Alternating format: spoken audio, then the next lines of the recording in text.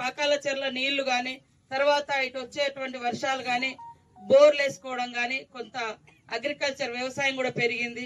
ఇప్పుడు ఈ మధ్య కాలంలో మేము కూడా ప్రత్యేకంగా దృష్టి పెట్టి మరి బోర్లు వేయించడంతో పాటు ప్రత్యేకంగా ఈ 2 మండలాలకు గోదావరి జలాలను కూడా ఏ రకంగా అందించాలని ఇప్పటికి 2 సార్లు మీటింగ్ పెట్టి వేమ నరేందర్ రెడ్డి గారు నేను సంబంధిత అధికారులను పిలిచి 2 సార్లు హైదరాబాద్ లో రివ్యూ చేయడం జరిగింది.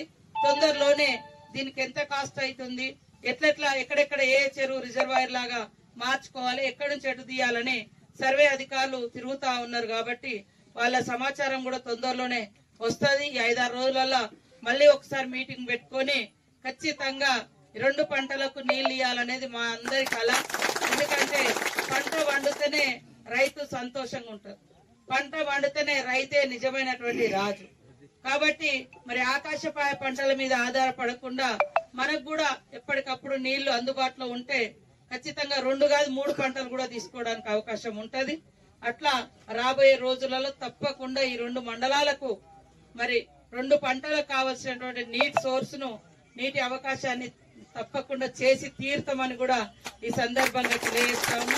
ఇక్కడికి వచ్చిన మా అక్కలకు, అన్నలకు, రైతన్నలకు అందరికీ కూడా మరి వేదిక మీద ఉన్నటువంటి పెద్దలు మొగిలి గారు, యాకన్న గారు, మరి అన్న డైరెక్టర్ కొమరెల్లి గారు, అందరికి ఇక్కడ ఉన్నటువంటి అగ్రికల్చరల్ డిపార్ట్మెంట్ వారికి, సివిల్ సప్లై డిపార్ట్మెంట్ వారికి అందరికి కూడా ఇక్కడ మా పత్రికా మీడియా సోదరులకు, పొగళ్లపల్లి గ్రామ రైతన్నలకు అందరికీ హృదయపూర్వక నమస్కారాలు, ధన్యవాదాలు తెలియజేస్తూ